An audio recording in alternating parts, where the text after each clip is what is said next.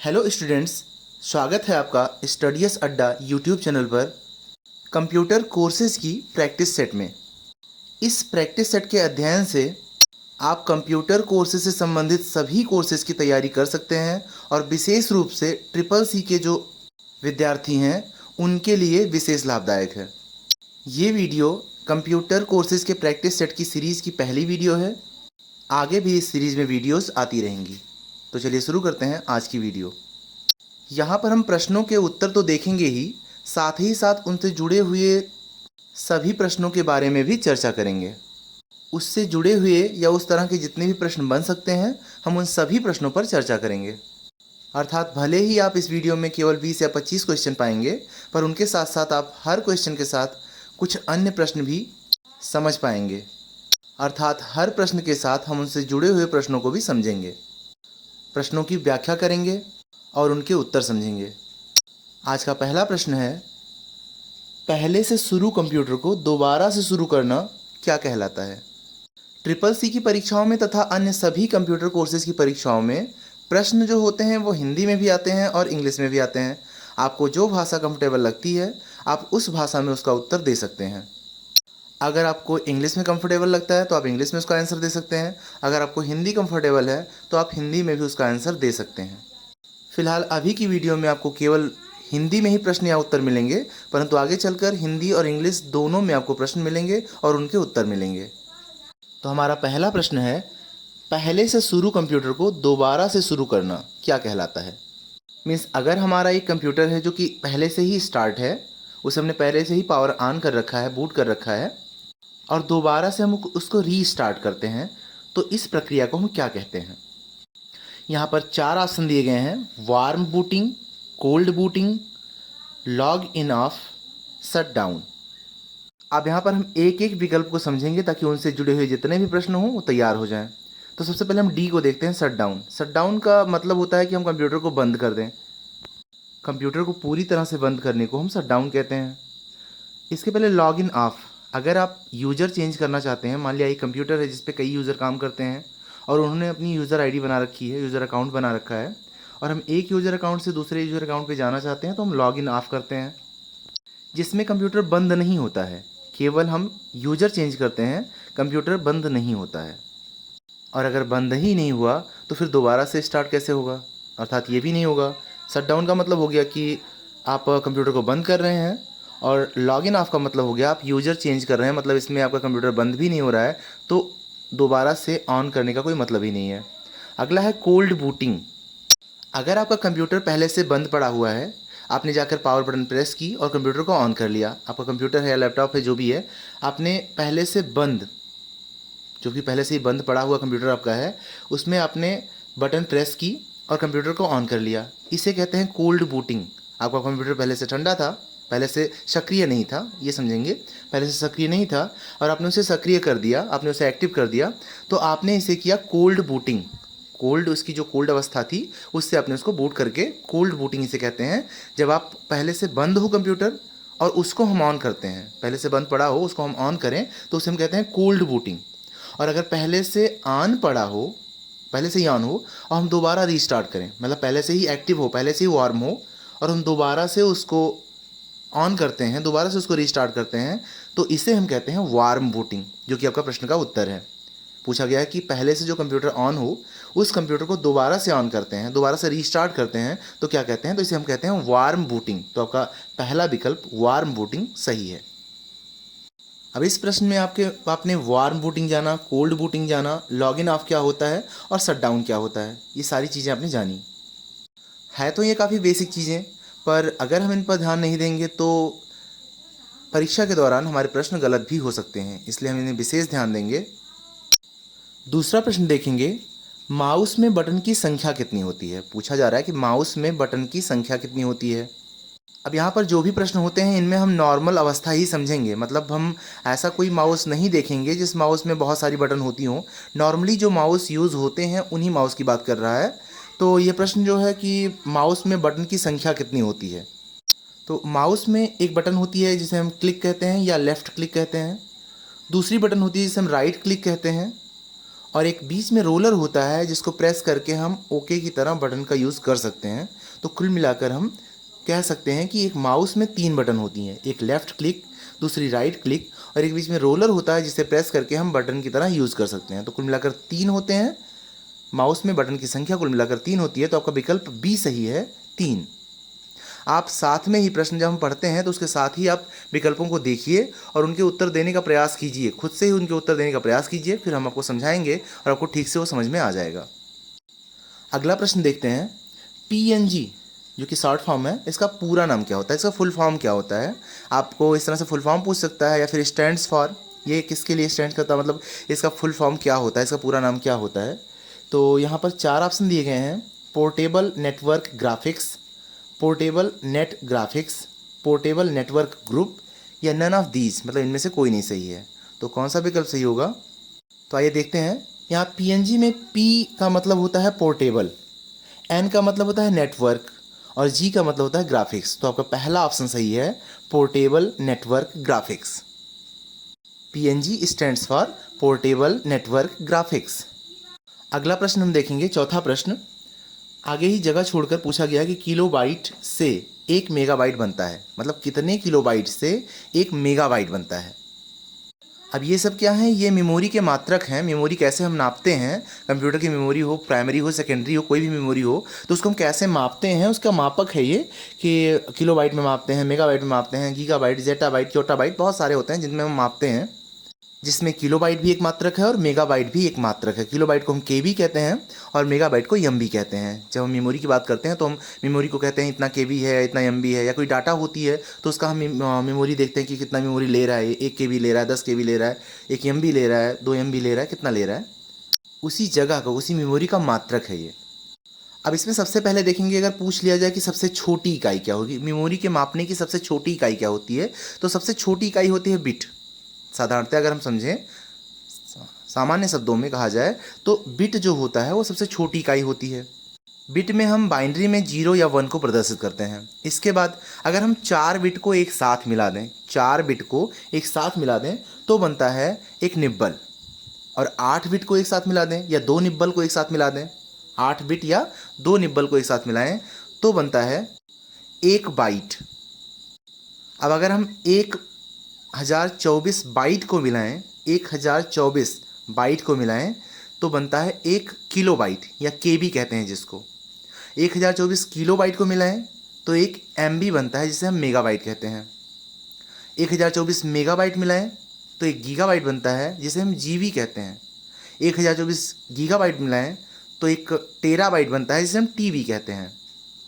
यहाँ तक तो आपके लिए बहुत इंपॉर्टेंट है क्योंकि यहाँ तक के मात्रक को दैनिक जीवन में प्रयोग किया जाता है। नॉर्मल हर जगह इतनी ही मेमोरी का प्रयोग किया जाता है या इतने ही मेमोरी के मात्रक का प्रयोग किया जाता है।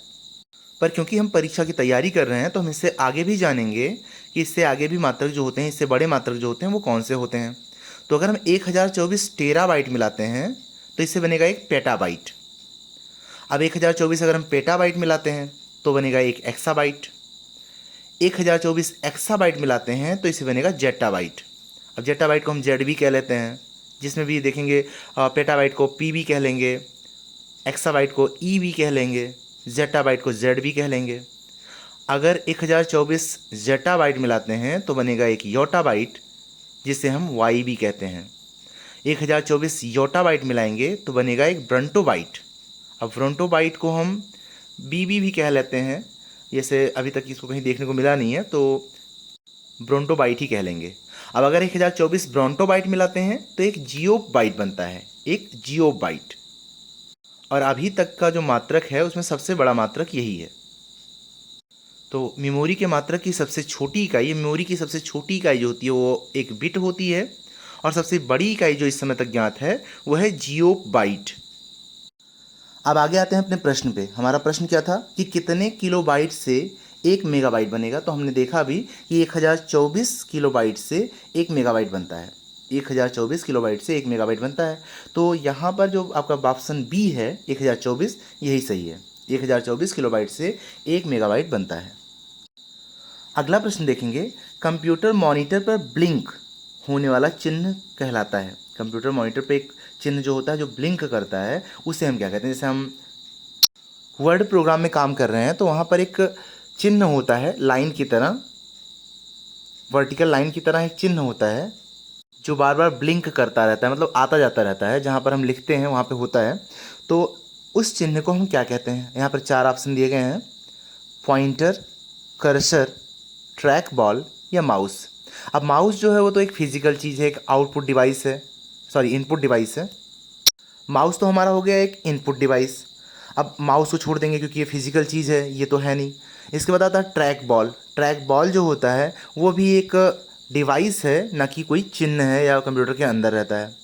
आगे आता है पॉइंटर। माउस का जो चिन्ह होता है, जहाँ पर माउस दिखता है, जिससे हम माउस से क्लिक करते हैं, माउस से इंडिकेट करते हैं, वो जो चिन्ह होता है उसे माउस पॉइंटर कहते हैं। अब इसके बाद बचता है कर्सर। तो जो ब्लिंक करता है चिन्ह उसे हम कर्सर कहते हैं।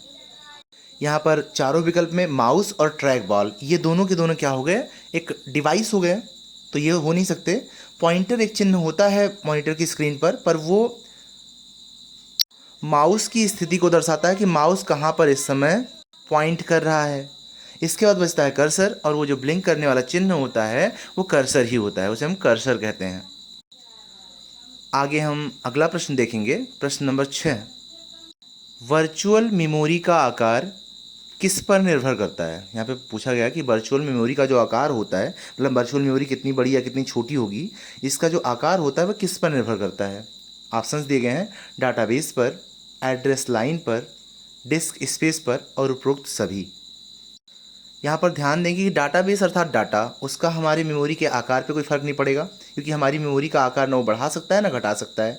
डाटाबेस मीन्स जितना मेमोरी उसको लेनी है उतनी लेगा, वो उसमें बढ़ाने या घटाने का कोई मतलब नहीं होता है, तो आकार पर कोई फ़र्क नहीं पड़ेगा। एड्रेस लाइन का भी, एड्रेस लाइन मीन्स एक सॉफ्टवेयर का एक पार्ट है, तो इसका भी उस पर कोई फ़र्क नहीं पड़ेगा। आगे आता है कि उपरोक्त सभी, ये भी गलत होगा। बचता है डिस्क स्पेस।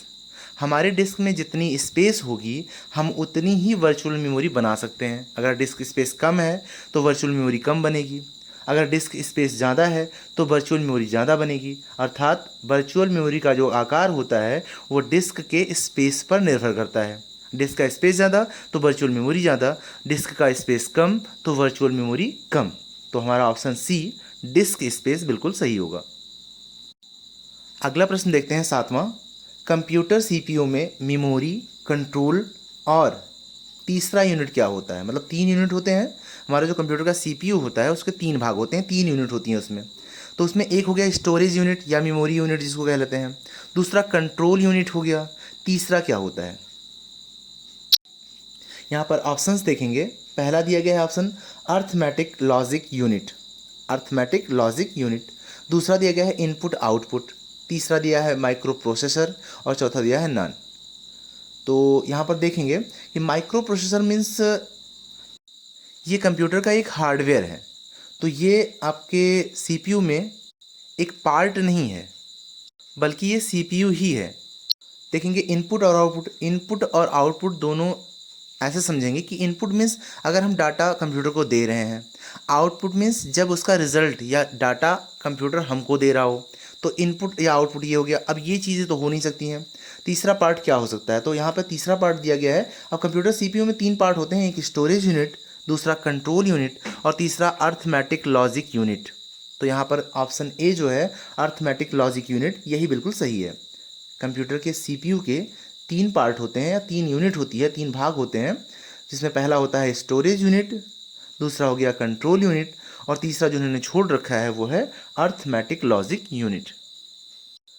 अगला प्रश्न देखेंगे, इनैक का पूरा नाम क्या है। ENIAC, इनैक का पूरा नाम क्या है। मीन्स ये शॉर्ट फॉर्म में है, इसका फुल फॉर्म बताना है आपको कि इसका पूरा नाम क्या होता है।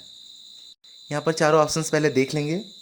Electronic numerical integrator and coder, दूसरा ऑप्शन है electronic numerical integrator and computer, तीसरा है electronic numerical interpreter and computer, चौथा है electronic numerical isolator and computer.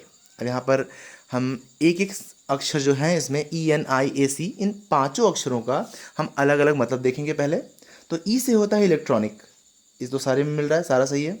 Electronic इसके बाद एन से होता है न्यूमेरिकल, इलेक्ट्रॉनिक न्यूमेरिकल। आई से होगा इंटीग्रेटर, आई से होगा इंटीग्रेटर, तो इलेक्ट्रॉनिक न्यूमेरिकल इंटीग्रेटर। एंड ए से होगा एंड, और सी से होगा कंप्यूटर।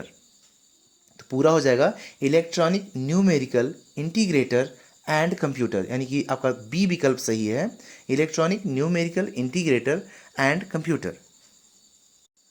अगला क्वेश्चन देखेंगे, फर्मवेयर का अर्थ क्या होता है? फर्मवेयर का अर्थ क्या होता है? तो यहाँ पर 4 ऑप्शन दिए गए हैं, हार्डवेयर या सॉफ्टवेयर, हार्डवेयर का सॉफ्टवेयर, सॉरी हार्डवेयर का सॉफ्टवेयर। दूसरा ऑप्शन है एप्लीकेशन सॉफ्टवेयर, तीसरा है सिस्टम सॉफ्टवेयर, और चौथा है उपरोक्त सभी। अब हम सभी को पता है कि सॉफ्टवेयर और हार्डवेयर दोनों कंप्यूटर के अंग हैं। जिन पार्ट्स को हम टच कर सकते हैं, जिनके फिजिकल स्वरूप होता है, जिनको हम यूज़ करते हैं, टच करते हैं, या जिनका फिजिकल रूप होता है समझेंगे, वो हो गए फिजिकल पार्ट्स यानी कि हार्डवेयर। और जिनको हम टच नहीं कर सकते, सिर्फ यूज़ करते हैं, जो हमारे कंप्यूटर में होते हैं हम यूज़ करते हैं, पर इनको हम निकाल नहीं सकते, टच नहीं कर सकते इसको, वो क्या होते हैं? सॉफ्टवेयर पार्ट होते हैं। प्रत्येक हार्डवेयर को चलाने के लिए उसके लिए एक उचित सॉफ्टवेयर होना चाहिए, उसे सपोर्टेड सॉफ्टवेयर होना चाहिए। तो हर हार्डवेयर के लिए एक सॉफ्टवेयर लिखा जाता है। अब उस हर हार्डवेयर के लिए जो लिखा गया सॉफ्टवेयर होता है, उसी को हम कहते हैं फर्मवेयर। तो वैसे तो यहाँ पर सबसे पहला जो विकल्प है हार्डवेयर का सॉफ्टवेयर, यही सही है। फर्मवेयर का अर्थ होता है हार्डवेयर का सॉफ्टवेयर, मीन्स हार्डवेयर के लिए बनाया गया सॉफ्टवेयर, वो क्या कहलाता है? फर्मवेयर। सिस्टम सॉफ्टवेयर का साधारण भाषा में ऐसे समझेंगे कि ऐसे सॉफ्टवेयर जिनका प्रयोग हम नहीं करते हैं, सिस्टम करता है, उसे हम कहते हैं सिस्टम सॉफ्टवेयर। और एप्लीकेशन सॉफ्टवेयर जो होते हैं जिनका प्रयोग हम विशेष कामों के लिए विशेष रूप से करते हैं, जैसे मान लिया हम वर्ड, एक्सेल, पावर पॉइंट, इन सब का प्रयोग करते हैं, तो ये है एप्लीकेशन सॉफ्टवेयर। मान लिया हम मोबाइल की बात करें तो मोबाइल में भी हम एप्लीकेशंस इंस्टॉल करते हैं, जैसे MX प्लेयर हो गया, विंडोज़ हो गया, सॉरी विंडोज़ नहीं, MX प्लेयर हो गया, व्हाट्सएप हो गया, फेसबुक हो गया, ऐसे बहुत सारे ऐप्स होते हैं।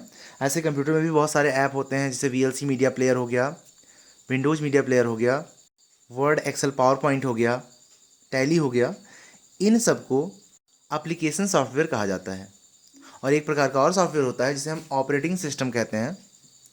ऑपरेटिंग सिस्टम मतलब कंप्यूटर का वह सॉफ्टवेयर जो अन्य सभी सॉफ्टवेयर और हार्डवेयर को कनेक्ट करता है। ऑपरेटिंग सिस्टम्स में जैसे एंड्रॉयड हो गया, विंडोज़ हो गया, iOS हो गया, ये सभी ऑपरेटिंग सिस्टम होते हैं। तो यहाँ पर हमारा प्रश्न था कि फर्मवेयर क्या होता है? हार्डवेयर का जो सॉफ्टवेयर होता है उसे हम फर्मवेयर कहते हैं। अगला प्रश्न देखेंगे, कंप्यूटर की 5वीं पीढ़ी में किसका प्रयोग किया गया? कंप्यूटर की 5वीं पीढ़ी में किसका प्रयोग किया गया? ऑप्शंस हैं यहाँ पर IC, transistors, ULSI and none of these. तो सबसे पहले हम जान लेंगे कि कंप्यूटर की कुल मिलाकर 5 पीढ़ियाँ ही हैं। कंप्यूटर की first generation, second generation, third generation, fourth generation and fifth generation. अब जनरेशन को विभाजित कैसे किया गया है, जनरेशन को ऐसे हम डिफाइन करेंगे तो शॉर्ट में हम समझेंगे कि कंप्यूटर का जो फर्स्ट जनरेशन था वो वैक्यूम ट्यूब पर आधारित था। वैक्यूम ट्यूब्स का जो प्रयोग किया गया उस कंप्यूटर को हम कहते हैं फर्स्ट जनरेशन ऑफ कंप्यूटर। इसके बाद आविष्कार हुआ ट्रांजिस्टर्स का। तो सेकेंड जनरेशन के कंप्यूटर वो होते हैं जिनमें ट्रांजिस्टर्स का प्रयोग किया गया। जब ट्रांजिस्टर्स का प्रयोग किया जाने लगा तो उसे हमने कहा सेकेंड जनरेशन ऑफ कंप्यूटर। इसके बाद प्रयोग हुआ आईसी का। आईसी का आविष्कार हुआ और आईसी का प्रयोग हुआ कंप्यूटर में। तो जिन कंप्यूटरों में आईसी का प्रयोग होने लगा उन्हें हमने कहा थर्ड जनरेशन ऑफ कंप्यूटर। यानी कि first generation means vacuum tube, second generation means transistors and third generation means IC का इस्तेमाल, आईसी का प्रयोग हुआ। आगे बढ़ते हैं फोर्थ जनरेशन में। तो फोर्थ जनरेशन में माइक्रो प्रोसेसर्स का प्रयोग हुआ। अब जिन कंप्यूटर्स में माइक्रो प्रोसेसर का प्रयोग होना शुरू हुआ उसे हम कहते हैं fourth generation of computer. Fourth generation of computer means micro processors. इसके बाद आया फिफ्थ जनरेशन ऑफ कंप्यूटर। अब फिफ्थ जनरेशन ऑफ कंप्यूटर को वर्गीकृत कैसे किया जाता है? जिन कंप्यूटर्स में AI का प्रयोग होता है, आर्टिफिशियल इंटेलिजेंस, AI का प्रयोग होता है, उसे हम कहते हैं फिफ्थ जनरेशन ऑफ कंप्यूटर। अब fifth generation of computer means हो जाएगा AI, यूज़ ऑफ AI। जहाँ पर AI का प्रयोग किया गया उसे हमने कहा, आर्टिफिशियल इंटेलिजेंस का प्रयोग किया गया उसे हमने कहा फिफ्थ जनरेशन ऑफ कंप्यूटर। आज हम नॉर्मली जिन कंप्यूटर्स का प्रयोग करते हैं उनमें मैक्सिमम जो है वो फोर्थ जनरेशन के हैं जिनमें माइक्रो प्रोसेसर लगते हैं। और 5th जनरेशन के कंप्यूटर भी विशेष कार्यों के लिए प्रयोग किए जा रहे हैं। तो यहाँ पर जो विकल्प सबसे सही लग रहा है वो है ULSI। बाकी आप जान के रखेंगे कि फर्स्ट जनरेशन को हम कहेंगे जिसमें वैक्यूम ट्यूब का प्रयोग किया गया, सेकेंड जनरेशन जिसमें ट्रांजिस्टर का प्रयोग किया गया, थर्ड जनरेशन जिसमें IC का प्रयोग किया गया, फोर्थ जनरेशन जिसमें हमने माइक्रो प्रोसेसर का प्रयोग करना शुरू कर दिया, और 5th generation means AI artificial intelligence. अगला प्रश्न देखेंगे, 11वां प्रश्न है, माउस के माध्यम से किसी ऑब्जेक्ट की प्रॉपर्टीज़ देखने के लिए क्या करेंगे। अगर माउस आपके पास है, आपको माउस का यूज़ करना है, कीबोर्ड का यूज़ नहीं करना है, और उसके माध्यम से हमें किसी भी ऑब्जेक्ट का प्रॉपर्टीज़ देखना है, तो हम क्या करेंगे। अब यहाँ पर ऑप्शन दिया गया है shift clicking, dragging, dropping, right clicking. अब यहाँ पर हम देखेंगे शिफ्ट अगर हम क्लिक करेंगे, शिफ्ट बटन होती है, और शिफ्ट बटन हम क्लिक करेंगे तो हम माउस से किसी ऑब्जेक्ट का प्रॉपर्टीज तो देख नहीं पाएंगे। दूसरा ड्रैगिंग, ड्रैगिंग मीन्स जब आप किसी भी ऑब्जेक्ट को, किसी भी आइकान को, किसी भी डाटा के आइकान को आप क्लिक करके पकड़ लेते हो और कहीं दूसरी जगह ले जाते हो, ड्रैग करते हो, मीन्स उसे खिसकाते हो, तो उसे हम कहते हैं ड्रैगिंग। तो इससे हमें किसी चीज़ की प्रॉपर्टीज़ पता नहीं चलेगी। अगला है ड्रॉपिंग, जब आप क्लिक करके कहीं लेके जाते हो, ड्रैग करके वहाँ छोड़ देते हो, किसी भी एक माउस के पॉइंटर से किसी भी चीज़ को हम क्लिक करके पकड़ लेते हैं, और पकड़ने के बाद उसको हम ड्रैग करके ले जाते हैं, कहीं पर ले जाकर छोड़ देते हैं, मॉनिटर के एक भाग से ले जाकर दूसरे भाग पर छोड़ देते हैं, तो उसे हम कहते हैं ड्रॉपिंग। इससे भी हमें किसी चीज़ की प्रॉपर्टीज़ पता नहीं चलती है। अगला है राइट क्लिकिंग, तो हम किसी भी ऑब्जेक्ट पर राइट क्लिक करेंगे तो हमें प्रॉपर्टीज़ का ऑप्शन मिलेगा और हम उसका प्रॉपर्टीज़ देख सकते हैं। तो यहाँ पर ऑप्शन जो सही है वो है राइट क्लिकिंग। अगला प्रश्न देखेंगे, USB ड्राइव किस संरचना का अनुसरण करता है, मतलब USB ड्राइव का स्ट्रक्चर क्या होता है। आपसे पूछा जा रहा है कि USB ड्राइव का स्ट्रक्चर क्या होता है। अब यहाँ पर आपसे USB का ही फुल फॉर्म पूछ सकता है, तो आप बताएंगे यूनिवर्सल सीरियल बस।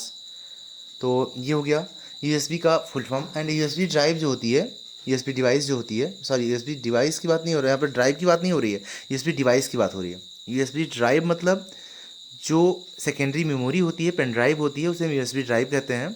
ऐसे जो मतलब सेकेंडरी मेमोरी होती है जो USB से कनेक्ट होती है, USB पोर्ट जिसके पास होता है कनेक्ट होने के लिए, उसे हम USB ड्राइव कहते हैं। पर यहाँ पे USB ड्राइव की बात नहीं, डिवाइस की बात हो रहा है, मतलब ऐसे डिवाइसेस जो USB पोर्ट से कनेक्ट होते हैं उन्हें हम कहते हैं USB डिवाइस। तो इसकी जो संरचना होती है वो किसका अनुसरण करती है, मीन्स कैसे कनेक्ट होती है, इसका स्ट्रक्चर कैसे बनता है। तो यहाँ पर ऑप्शंस दिए गए हैं, हाफमैन, हॉर्स, ट्री या लिस्ट। तो अगर हम USB से कोई भी चीज़ जोड़ते हैं तो वो ट्री स्ट्रक्चर का अनुसरण करता है, मतलब यहाँ पर ऑप्शन जो है C वो बिल्कुल सही है। 13वां प्रश्न देखेंगे, स्पैम किससे संबंधित है। स्पैम वर्ड आपने सुना होगा, तो स्पैम वर्ड किससे संबंधित है। अब यहाँ पर 4 ऑप्शन दिए गए हैं, आर्ट, सॉन्ग, गेम या कंप्यूटर। तो स्पैम जो शब्द है वो ना तो आर्ट में यूज होता है, ना तो सॉन्ग्स के लिए यूज़ होता है, कोई स्पैम सॉन्ग नहीं होता, स्पैम आर्ट नहीं होता, या गेम भी स्पैम नहीं होता है। तो स्पैम जो शब्द है वो कंप्यूटर से रिलेटेड है। कंप्यूटर में बहुत सारी फाइलें होती हैं, जो कुछ फाइलें जो होती हैं जो स्पैम टाइप की होती हैं, तो स्पैम शब्द का प्रयोग जो होता है वो कंप्यूटर में होता है, कंप्यूटर से रिलेटेड है, गेम से रिलेटेड नहीं है, या सॉन्ग से रिलेटेड नहीं है, या आर्ट से भी रिलेटेड नहीं है। स्पैम शब्द जो है वो कंप्यूटर से रिलेटेड है। अगला प्रश्न देखेंगे, 14वां प्रश्न, निम्न में से आउटपुट डिवाइस नहीं है। अब डिवाइस जो होती हैं 2 तरह की होती हैं, इनपुट डिवाइस और आउटपुट डिवाइस। इनपुट डिवाइस मतलब वो डिवाइसेस जो डाटा इनपुट करने के काम आती हैं, मतलब हम कंप्यूटर को डाटा जिससे देते हैं उसे हम इनपुट डिवाइस कहते हैं। जो डाटा हम कंप्यूटर को देते हैं वो इनपुट है, और जिस डिवाइस के माध्यम से देते हैं वो डिवाइस जो है वो इनपुट डिवाइस है। और कंप्यूटर जो डाटा हमको देता है वो आउटपुट है, और जिस डिवाइस के माध्यम से देता है वो आउटपुट डिवाइस है। अब हम देखेंगे इनपुट डिवाइस कौन कौन सी हैं। जैसे माउस हो गया, माउस से हम पॉइंट करते हैं और उसको संकेत देते हैं। कीबोर्ड हो गया, इससे हम संकेत देते हैं। स्कैनर हो गया, इससे हम कोई फ़ोटो उसमें डालते हैं, कंप्यूटर में डालते हैं।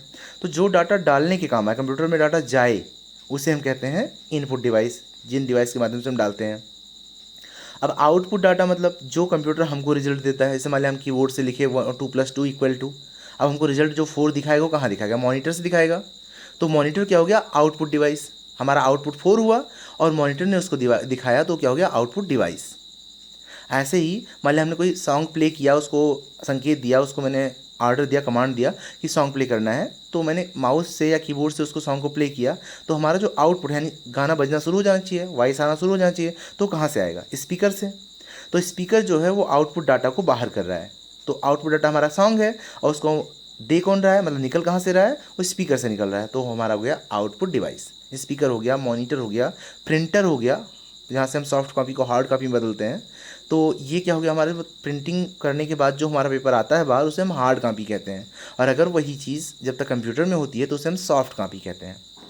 तो यहाँ पर हम कई चीज़ समझ रहे हैं, सॉफ्ट कॉपी, हार्ड कॉपी क्या होता है, इनपुट आउटपुट क्या होता है, और इनपुट डिवाइसेस आउटपुट डिवाइसेस क्या होती हैं। अब यहाँ पर पूछा गया है कि निम्नलिखित में से आउटपुट डिवाइस नहीं है, मीन्स 3 इसमें से आउटपुट डिवाइस हैं और एक जो है वो आउटपुट डिवाइस नहीं है। देखेंगे कि कौन सा आउटपुट डिवाइस नहीं है। तो यहाँ पर सबसे पहले आउटपुट डिवाइस देख लेंगे। प्लॉटर। प्लॉटर क्या है? एक आउटपुट डिवाइस है। प्लॉटर जो है वो एक आउटपुट डिवाइस है। इसका प्रयोग करके हम नक्शों का निर्माण करते हैं, किसी भी एरिया के नक्शे का निर्माण करते हैं। अगला है CRT मॉनिटर। मॉनिटर तो कोई भी हो, चाहे वो CRT हो, चाहे वो LED हो, चाहे वो LCD हो, जिस भी तरह के मॉनिटर होंगे, चाहे वो प्रोजेक्टर टाइप का मॉनिटर हो, मॉनिटर जो होंगे वो आउटपुट डिवाइस ही होंगे, क्योंकि वो कंप्यूटर के सारे क्रियाकलापों को या हमारे प्रोसेस वाली डाटा को जब प्रोसेस हो जाती है तो कंप्यूटर का मॉनिटर ही दिखाता है स्क्रीन पर। तो मॉनिटर क्या हो गया? ये मॉनिटर भी, जितने भी प्रकार के मॉनिटर हैं, सारे मॉनिटर क्या होंगे? Output device. तो ये भी हो गया। अगला डिजिटल कैमरा। कैमरा क्या हो करता है? ईयरफोन्स की बात कर लेते हैं। ईयरफोन्स जो होते हैं वो भी साउंड को बाहर प्रोड्यूस करते हैं, मान लिया हमारे कान में ही प्रोड्यूस करते हैं, लेकिन साउंड को बाहर निकालते हैं, ना कि अंदर लेते हैं। कंप्यूटर में नहीं डालते हैं, कंप्यूटर से निकालते हैं। तो कंप्यूटर डाटा जिन डिवाइसेस के माध्यम से निकालता है उसे हम कहते हैं आउटपुट डिवाइस। तो ईयरफोन भी हमारा क्या है? Output device. यानी कि CRT मॉनिटर, प्लॉटर और ईयरफोन्स, ये तीनों क्या हो गए? Output device. अब बचता है डिजिटल कैमरा। डिजिटल कैमरा जो होता है वो कुछ निकालता नहीं है, बल्कि कैमरे के माध्यम से हम फ़ोटो खींचते हैं, फ़ोटो कैप्चर करते हैं। अब फ़ोटो कैप्चर करेंगे तो कंप्यूटर में जाएगा ना, वो मतलब कैमरे में जाएगा, कंप्यूटर में जाएगा, तो जो अंदर ले रहे हैं हम, बाहर के परिदृश्य को फ़ोटो के रूप में अंदर ले रहे हैं, मतलब डाटा को हम अंदर कर रहे हैं, तो ये क्या है? Input device. डिजिटल कैमरा क्या है? Input device. अगला प्रश्न देखते हैं। निम्नलिखित में से कौन सा पॉइंटिंग डिवाइस नहीं है? पॉइंटिंग डिवाइस मतलब जैसे माउस होता है, माउस क्या करता है? पॉइंट करता है चीज़ों को। ऐसे ही जो भी पॉइंट करने वाले डिवाइस हैं उन्हें पॉइंटिंग डिवाइस कहते हैं। तो पूछा जा रहा है कि निम्नलिखित में से कौन सा पॉइंटिंग डिवाइस नहीं है? बाकी 3 हैं, एक नहीं है। आप प्रश्न को बड़े ध्यान से पढ़िएगा एग्जाम में, क्योंकि ऐसा होता है कि प्रश्न हम ध्यान से पढ़ते नहीं हैं, हम कुछ और ही ढूंढने लगते हैं। तो यहाँ पर पूछा गया कि कौन सा डिवाइस पॉइंटिंग डिवाइस नहीं है, मतलब बाकी 3 हैं, एक नहीं है, उसी को ढूंढना है। तो ऑप्टिकल पेन, ये भी क्या है? पॉइंटिंग डिवाइस है। इससे हम क्या करते हैं कि स्क्रीन पर पॉइंट कर करके हम अपना डाटा डालते हैं। जैसे टच स्क्रीन होती है, उस पर एक पेन का इस्तेमाल करते हैं, तो वही पेन जो है ऑप्टिकल पेन, उससे हम क्या करते हैं कि पॉइंट करते हैं, वो भी पॉइंटर डिवाइस है। इसके बाद माउस। माउस तो सबसे मेन और सबसे महत्वपूर्ण पॉइंटर डिवाइस है। इसके बाद जॉयस्टिक। जॉयस्टिक गेम्स में इस्तेमाल होते हैं, गियर की तरह होते हैं, गियर की तरह, लीवर की तरह होते हैं, और उस लीवर का प्रयोग करके हम गेम में चीज़ों को कंट्रोल करते हैं, पॉइंट करते हैं। तो ये भी एक पॉइंटर डिवाइस हो गया। आगे है स्कैनर। स्कैनर पॉइंटिंग डिवाइस नहीं है, स्कैनर क्या है? एक इनपुट डिवाइस है। स्कैन क्या करते हैं? हम कोई भी फ़ोटो हमको कंप्यूटर में डालनी हो तो हम स्कैनर में डाल के उसको स्कैन कर लेते हैं। तो अगर मान लीजिए फिजिकल फ़ोटो हमारे पास हार्ड कॉपी है फ़ोटो की, और उसको हमको सॉफ्ट कॉपी बनाना है, हमको कंप्यूटर के अंदर डालना है, तो हम क्या करते हैं? स्कैनर का प्रयोग करते हैं। तो ये एक पॉइंटर डिवाइस नहीं है, ये एक इनपुट डिवाइस खाली कह लेंगे, पॉइंटर डिवाइस नहीं है ये। अगला और आखिरी प्रश्न देखते हैं आज का, क्योंकि वीडियो काफ़ी बड़ी हो जाएगी, फिर आपका पढ़ने का मन नहीं करेगा। तो अगली वीडियो में आगे के प्रश्न देखेंगे। फिलहाल ये आपका लास्ट प्रश्न रहेगा।